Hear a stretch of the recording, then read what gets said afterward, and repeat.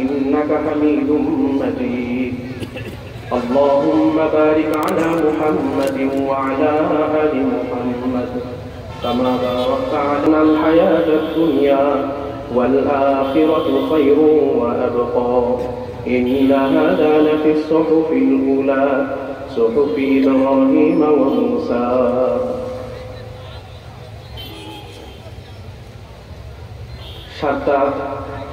সারাসন বাজার দামে মসজিদ কর্তৃক আয়োজিত আজকের এই ইসলামী জলসার সম্মানিত সভাপতি উস্তাদুল উলামা, আমাদের সকলের প্রাণপ্রিয় মুরব্বী হযরত মাওলানা মোহাম্মদ শিব্বির আহমদ আহমদ বরকাতুহুল আলিয়া এবং আজকের এই ইসলামী মাহফিলের ইসলামী জলসার প্রধান আলোচক আমাদের উস্তাদ হযরত মাওলানা মুফতি নাসির বিন আসগর আহমদ বরকাতুহুল আলিয়া এবং সামনে উপস্থিত দিনদার মুত্তাকি পরহেজগার মুসল্লিয়ানে কেরাম, আল্লাহ রাব্বুল আলামিনের দরবারে আমরা সকলে শুকরিয়া আদায় করি আলহামদুলিল্লাহ। এরকম একটি দিনী মজলিসে বসতে পারা আল্লাহ রাব্বুল আলামিনের পক্ষ থেকে অবশ্যই অবশ্যই অবশ্যই একটি তৌফিক ছাড়া কিছু নয়। ওয়ামা তাওফীকি ইল্লা বিল্লাহ, ওয়ামা তাওফীকি ইল্লা বিল্লাহ। আমাদের নিজস্ব কৃতিত্ব নয়, এটা এমন একটা মজলিস যে মজলিসের ব্যাপারে আল্লাহ রাসূল সাল্লাল্লাহু আলাইহি ওয়াসাল্লাম বলেন হাফাতুহুমুল মালায়েকা, ফেরেশতারা চতুর্দিক থেকে ঘিরে নেয়। ওয়া গাশিয়াতুহুমুর রাহমাহ, আল্লাহ রাব্বুল আলামিনের পক্ষ থেকে রহমত এবং সাকিনা নাযিল হতে থাকে। এই মজলিসে কোরআনে কারীমের আয়াত আলোচনা হতে থাকে এবং কোরআনে কারীম এমন এক মহা গ্রন্থ যে কোরআনে কারীমের এক একটা হরফ উচ্চারণ করার দ্বারা 10টা করে নেকি হতে থাকে। এই যে মজলিসে আমরা বসেছি, কোরআনের আয়াত তেলাওয়াত করেছি, আপনি কান পেতে কোরআনে কারীমের এই আয়াতটি শুনেছেন। আল্লাহ রাসূল সাল্লাল্লাহু আলাইহি ওয়াসাল্লাম বলেন, আমি এটা বলছি না যে আলিফ লাম মিম একটা হরফ, বলুন আমি বলছি যে আলিফ একটা হরফ, লাম একটা হরফ, মিম একটা হরফ, প্রত্যেকটা হরফের জন্য তুমি 10টা করে নেকি পাবে। তাহলে এই যে মজলিসে আমরা বসেছি, এই যে মজলিসে আমরা বসেছি, কথা বলছি, শুনছি, একটু বলেন তো আমরা সওয়াব পাবো কি পাবো না? অবশ্যই পাবো। হাবিব পাক সাল্লাল্লাহু আলাইহি ওয়াসাল্লামের বাণী মিথ্যা হতে পারে না। হাবিব পাক সাল্লাল্লাহু আলাইহি ওয়াসাল্লামের বাণী চিরসত্য। সাদাকাল্লাহুল মাওলানাল আযীম ওয়া সাদাকা রাসূলুহুন নবিয়্যুল কারীম। বলি কি না আমরা তেলাওয়াত করার পরে বলি সাদাকাল্লাহু আলিয়্যুল আযীম, মহান আল্লাহ সত্য বলেছেন। ওয়া সাদাকা রাসূলুহুন নবিয়্যুল কারীম, বলি কি বলি না তার নবী সত্য বলেছেন। as-সাদিক আল-মাসদুক, তার কথা ভুল হতে পারে না। কোরআনে কারীমের আয়াত তেলাওয়াত হয় যে মজলিসে, শোনা হয় যে মজলিসে, সওয়াব আর সওয়াব, সওয়াব আর সওয়াব, সওয়াব আর সওয়াব। জিকিরের মজলিস, আল্লাহ রাব্বুল আলামিনের পক্ষ থেকে রহমত, সাকিনা, বরকত নাযিল হতে থাকে এমন এক মজলিস। সম্মানিত উপস্থিতি, পবিত্র কোরআনুল কারীম থেকে আমি একটি আয়াত তেলাওয়াত করেছি। বাল তুসিরুনাল হায়াতাদ দুনিয়া ওয়াল আখিরাতু খায়রুন ওয়া আবকা। আল্লাহ রাব্বুল আলামিন বলেন, হে মানুষ, তোমাদের একটা চিরাচরিত স্বভাব হচ্ছে তোমরা সব সময় দুনিয়াটাকেই প্রাধান্য দিয়ে দাও, দুনিয়াটাকেই অগ্রাধিকার দিয়ে দাও, এটা তোমাদের স্বভাব। কিন্তু ওয়াল আখিরাতু খায়রুন ওয়া আবকা, আল্লাহ রাব্বুল আলামিন বলেন কিন্তু আখিরাত হচ্ছে উত্তম, আখিরাত হচ্ছে স্থায়ী। আমরা আমাদের ক্ষুদ্র জ্ঞানে যেহেতু দুনিয়াটাকে, হযরত আব্দুল্লাহ ইবনে মাসউদ রাদিয়াল্লাহু আনহু বলেন, যেহেতু আমরা দুনিয়াটাকে নগদ দেখতে পাই, এই দুনিয়ার ভোগ সামগ্রী, দুনিয়ার সাজ সরঞ্জাম, ছেলে মেয়ে, স্ত্রী কন্যা, সম্পদ, এগুলো নগদ দেখতে পাই, এজন্য আমরা এটাকেই একমাত্র জীবন মনে করি এবং এটাকে প্রাধান্য দিয়ে দিই। কাফের মুশরিকরা এই দুনিয়ার জীবনকে একমাত্র জীবন মনে করত। ইন হিয়া ইল্লা হায়াতুনা দুনিয়া, তারা মনে করত এই দুনিয়ার জীবনই একমাত্র জীবন, পরকাল বলে কিছু নাই। কিন্তু আল্লাহ রাব্বুল আলামিন কোরআনে কারীমের বিভিন্ন জায়গায় এই কথাটা খণ্ডন করে দিয়েছেন এবং বলেছেন অবশ্যই অবশ্যই এই তোমাদের মৃত্যুর পর আরেকটা জীবন আছে, সেই জীবন হচ্ছে আসল জীবন এবং ওই জীবনটাই হচ্ছে স্থায়ী জীবন এবং ওই জীবনের যা কিছু নাজ নেয়ামত সেটাই হচ্ছে সর্বোত্তম নাজ নেয়ামত। দুনিয়াতে তার দেওয়া হয়েছে এগুলো নমুনা মাত্র, এগুলো নমুনা মাত্র, এগুলো নমুনা মাত্র। ইমাম আহমদ ইবনে হাম্বল রাহিমাহুল্লাহ তার সুবিখ্যাত হাদিসের কিতাব মুসনাদ আহমদের মধ্যে এই যে হাদিসখানা, এই যে কোরআনে কারীমের আয়াত, বাল তুসিরুনাল হায়াতাদ দুনিয়া ওয়াল আখিরাতু খায়রুন ওয়া আবকা, তোমরা দুনিয়ার জীবনকেই অগ্রাধিকার দাও, অথচ দুনিয়ার জীবন হচ্ছে ক্ষণস্থায়ী আর আখিরাতের জীবন হচ্ছে চিরস্থায়ী, এবং আখিরাতের জীবনের সবকিছু হচ্ছে উত্তম, দুনিয়ার সবকিছুর চাইতে উত্তম। এই আয়াতে কারিমার তাফসীরে ইমাম আহমদ ইবনে হাম্বল রাহিমাহুল্লাহ আল্লাহ রাসূল সাল্লাল্লাহু আলাইহি ওয়াসাল্লাম থেকে একটি হাদিস নকল করেছেন। আম্মা জান আয়েশা রাদিয়াল্লাহু আনহা এই হাদিসটি বর্ণনা করেছেন। আল্লাহর হাবিব সাল্লাল্লাহু আলাইহি ওয়াসাল্লাম বলেন, আদ-দুনিয়া দারু মান লা দারা লাহু, আদ-দুনিয়া দারু মান লা দারা লাহু, এই দুনিয়া তার ঘর যার পরকালের যে ঘর আখিরাত চিরস্থায়ী ঘর, এই ঘরটার উপযুক্ত যে নয় তার জন্য এই দুনিয়া ঘর, তার ঠিকানা এই দুনিয়া। দুনিয়া দারু মান লা দারা লাহু ওয়া মালু মান লা মালা লাহু, এই দুনিয়া তারই সম্পদ যার পরকালের সম্পদ নাই। ওয়ালা ইয়াজমাউ লাহু ইল্লা মান লা আকলা লাহু, আল্লাহর হাবিব সাল্লাল্লাহু আলাইহি ওয়াসাল্লাম বলেন, এই দুনিয়াতে সম্পদ সঞ্চয় করা, মাল জমা করা, এই দুনিয়ার জন্যই সবকিছু, নিজের যত যোগ্যতা সামর্থ্য সবকিছু ব্যয় করে দেওয়া, এটা এমন মানুষই করে যার আকল নাই, যার কি নাই, আকল নাই, যার বিবেক নাই, যার বুদ্ধি নাই। যদি কারো বিবেক থাকতো, আকল থাকতো, বোধ থাকতো, তাহলে সেই দুনিয়ার জীবনকে এতটা প্রাধান্য দিত না, বরং আখিরাতের জীবনকে প্রাধান্য দিত। মান কানা ইউরিদুল আজিলাতা আজ্জালনা লাহু ফিহা মা নাশাউ লিমান নুরিদু সুম্মা জাআলনা লাহু জাহান্নাম।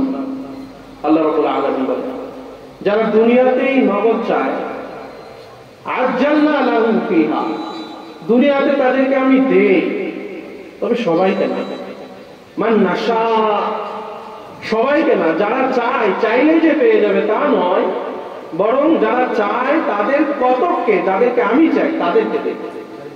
মানে আপনি চান দুনিয়া আর দুনিয়া আপনাকে দিয়ে দেওয়া হবে না, এমন তো নয়।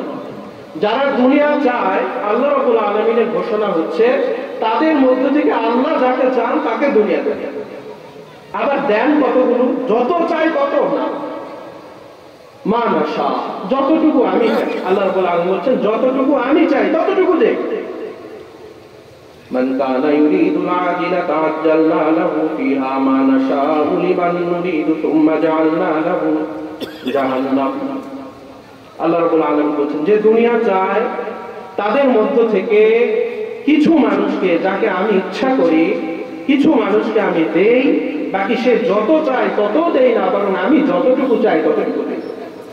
কিন্তু এরপর আল্লাহ রাব্বুল আলামিন বলেন সুম্মা জাআলনা লাহু জাহান্নাম, এরপর আমি তার জন্য আবশ্যক করে দেই, আউজাবনা লাহু, জাআলনা লাহু মানে হচ্ছে আউজাবনা লাহু, তার জন্য অবধারিত করে দেই জাহান্নাম। নাউযু বিল্লাহি মিন যালিক, তার জন্য অবধারিত করে দেই জাহান্নাম।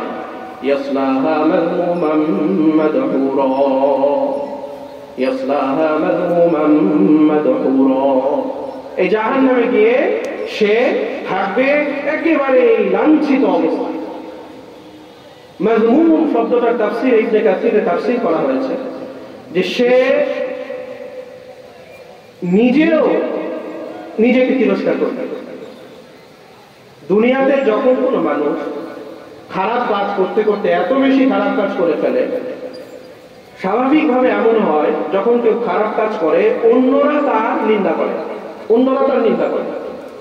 আর যখন তার খারাপির মাত্রাটা অনেক বেশি হয়ে যায়, তখন অন্যরা তার নিন্দা করে করে, সাথে সেও নিজের নিন্দা করে। সেও বলে যে কি করলাম আমি, কি করলাম আমি, নিজে নিজের হাত কামড়ায়, আফসোস করে। তো জাহান্নামী যে দুনিয়া শুধু চেয়েছিল, শুধু দুনিয়ার ফিকির করেছিল, আখিরাতের ফিকির করেনি, এমন মানুষ জাহান্নামে যাওয়ার পর এভাবে আফসোস করবে, নিজেও, গুমা শব্দটার তাফসীরে লেখা হয়েছে, সে নিজেও নিজেকে নিন্দা করবে, অন্যরাও তার নিন্দা করবে।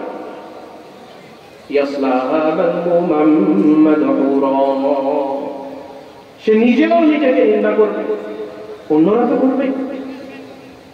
পক্ষান্তরে যাদের অবস্থাটা এমন ছিল, যারা দুনিয়ার ব্যাপারে আল্লাহ তাআলা যেহেতু দুনিয়াতে পাঠিয়েছেন, দুনিয়ার যতটুকু কাজ করার দরকার, যেহেতু আল্লাহর রাসূলের সুন্নাহ, অসুস্থ হলে চিকিৎসা করতে হবে, পরিবার পরিজনকে খাওয়াতে হবে, তাদের জন্য রুটি রুজির ব্যবস্থা করতে হবে, যেহেতু এগুলো দায়িত্ব, এই দায়িত্ব পালনের জন্য যতটুকু করার করেছে আল্লাহ রাব্বুল আলামিন, নিয়ামত দিয়েছে, সম্পদ দিয়েছে, তো সম্পদের যথাযথ হক আদায় করে, যারা হকদার আছে তাদের মধ্যে এই হক আদায় করে দিয়েছে।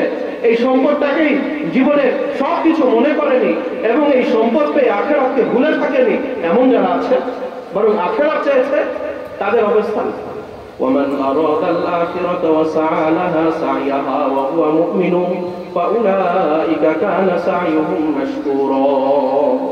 আল্লাহ রাব্বুল আলামিন বলছেন, যারা আখিরাত চেয়েছে এবং আখিরাতের জন্য যথাযথভাবে চেষ্টা করেছে, তাদের এই চেষ্টা আমার কাছে মূল্যায়িত হবে, তাদেরকে আমি যথাযথ পুরস্কারে পুরস্কৃত করব। দুনিয়া যদি কেউ চায়, বুঝতে পারলাম, দুনিয়া যদি কেউ চায় তাহলে শুধু দুনিয়া পাবে, তাও পাবে কিনা নিশ্চয়তা নাই। আর যে আখিরাত চাইবে, দুনিয়াতে আল্লাহ তাআলা যার জন্য যতটুকু রেখেছেন ততটুকু তো সে পাবেই, সাথে আখিরাতও পাবে।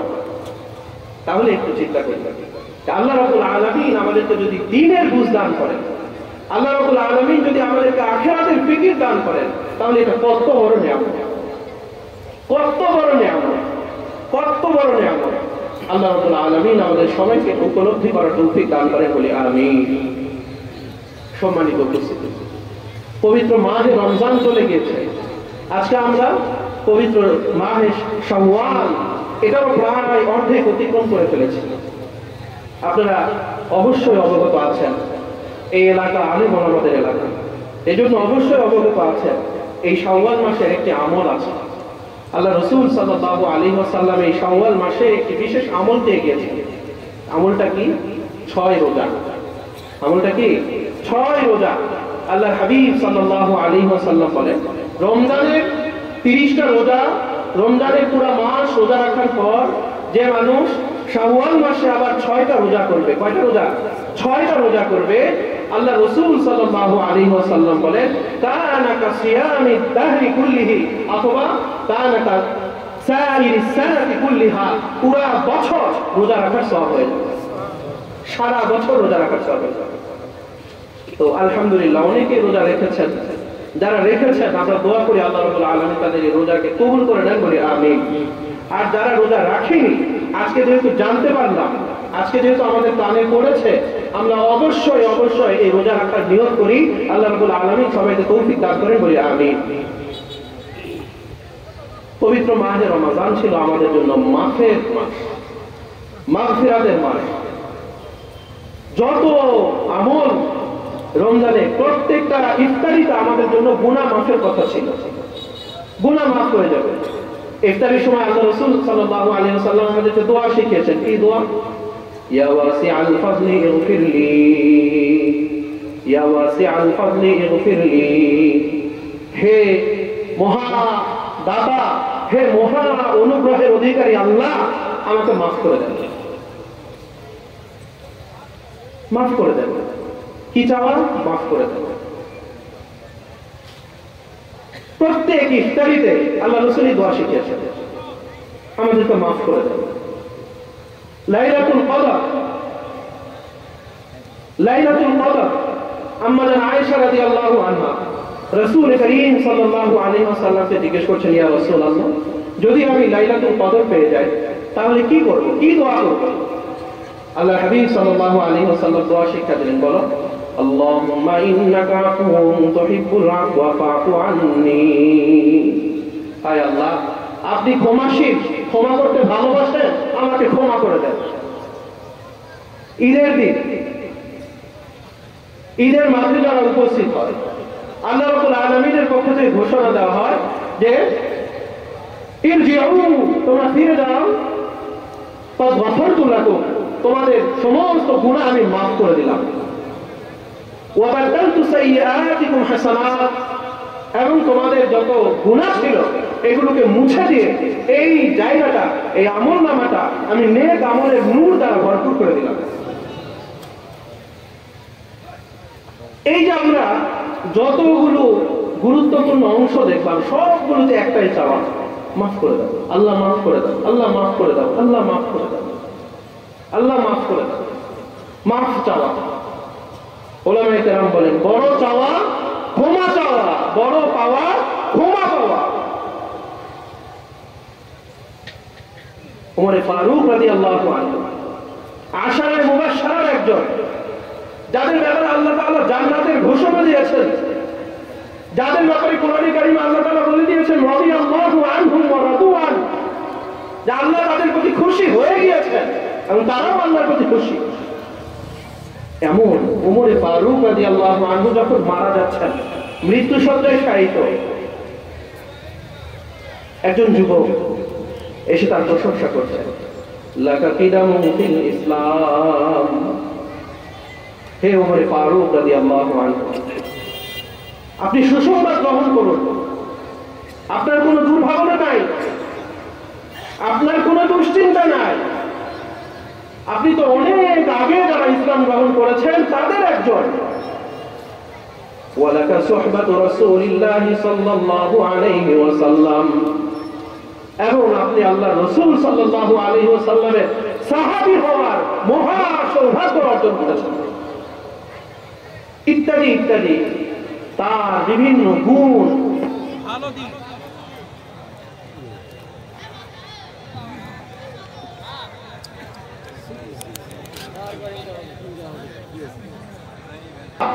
কত বড় বালাখানা পাবো, কতগুলো হুর গিলমান পাবো, কতগুলো আমার অট্টালিকা থাকবে, ইত্যাদি ইত্যাদি। কিন্তু তারা আশারে মুবাশশারা রাদিয়াল্লাহু আনহুম ওয়া রাদু আন, এরকম পর্যায়ে পৌঁছে যাওয়ার পরও তাদের চিন্তা শুধু যেন শুধু আমার জন্য একটু পার হয়ে যাওয়ার জন্য যথেষ্ট হয়, তাহলেই হবে। এই জন্যই ওলামায়ে কেরাম বলেন বড় চাওয়া ক্ষমা চাওয়া, বড় পাওয়া ক্ষমা পাওয়া। আল্লাহ রাব্বুল ইজ্জাত ওয়াল জালাল আমাদের সবাইকে ক্ষমা পাওয়ার তৌফিক দান করেন, বলি আমিন। বেশি বেশি গুনাহ মুক্ত থাকার চেষ্টা করব, বেশি বেশি ইস্তিগফার করব। আস্তাগফিরুল্লাহ আস্তাগফিরুল্লাহ আস্তাগফিরুল্লাহ আস্তাগফিরুল্লাহ আস্তাগফিরুল্লাহ আস্তাগফিরুল্লাহ আস্তাগফিরুল্লাহ আস্তাগফিরুল্লাহ আস্তাগফিরুল্লাহ আস্তাগফিরুল্লাহ আস্তাগফিরুল্লাহ আস্তাগফিরুল্লাহ। আল্লাহ রাব্বুল আলামিনের কাছে ক্ষমা প্রার্থনা করব। আল্লাহর হাবিব সাল্লাল্লাহু আলাইহি ওয়াসাল্লাম বলেন ইন্নী আস্তাগফিরুল্লাহ ওয়া আতুবু ইলাইহি আকতার মিন 70 মাররা ওয়া ফি রিওয়ায়া আকতার মিন 100 মাররা। আমি আল্লাহ রাসূল বলেন আমি দিনে 70 বারের বেশি, অন্য বর্ণনায় 100 বারেরও বেশি আল্লাহর কাছে তওবা আর ইস্তিগফার করি। তাহলে আমাদের কি অবস্থা? আমাদের কি অবস্থা? আমাদের উস্তাদ হযরত মাওলানা মুফতি জাফর আহমদ দামাত বরকাতুহুল আলিয়া, পীরে কামেল খানদানগর, আপনারা অবশ্যই চিনে থাকবেন। তিনি বলতেন যে আমাদের শ্বাস প্রশ্বাস হচ্ছে মুজিমানা শ্বাস প্রশ্বাস, নিঃশ্বাসে নিঃশ্বাসে আমাদের দ্বারা গুনাহ হয়, আমাদের জ্ঞাতসারে আমাদের অজ্ঞাতসারে আমাদের দ্বারা গুনাহ হয়। এজন্য সব সময় হর হালতে আল্লাহ রাসূল সাল্লাল্লাহু আলাইহি ওয়াসাল্লাম যেটা বলেছেন যে আমি 100 বারের বেশি করি, এই 100 বার শুধু না, আমাদের অবস্থা এমন হতে হবে যে হর হালতে চলতে ফিরতে আমার জবানে এবং আমার অন্তরে জারি থাকতে হবে আস্তাগফিরুল্লাহ আস্তাগফিরুল্লাহ আস্তাগফিরুল্লাহ আস্তাগফিরুল্লাহ আল্লাহ রাব্বুল আলামিন আমাদের সবাইকে মাফ করে দেন বলে আমিন। আল্লাহুম্মা আনতা রাব্বি লা ইলাহা ইল্লা আনতা ওয়া আনা আবদুকা ওয়া আনা আলা আহদিকা ওয়া ওয়া'দিকা মাস্তাতা'তু আউযু বিকা মিন শাররি মা সানা'তু আবু'ু লাকা বিনি'মাতিকা আলাইয়া ওয়া আবু'ু লাকা বিযানবি ফাগফির লি ফাইন্নাহু লা ইয়াগফিরু যুনুবা ইল্লা আনতা। আমি আমার আলোচনা শেষ করে দিচ্ছি। এ পর্যায়ে আমাদের সামনে আমাদের উস্তাদ মুহতারাম আমাদের সকলের প্রিয় মানুষ, প্রিয় ব্যক্তিত্ব আলোচনা করবেন। আমরা সবাই খুব মনোযোগ দিয়ে আলোচনা শোনার এবং তার আলোচনা থেকে উপকৃত হওয়ার চেষ্টা করবো ইনশাআল্লাহ।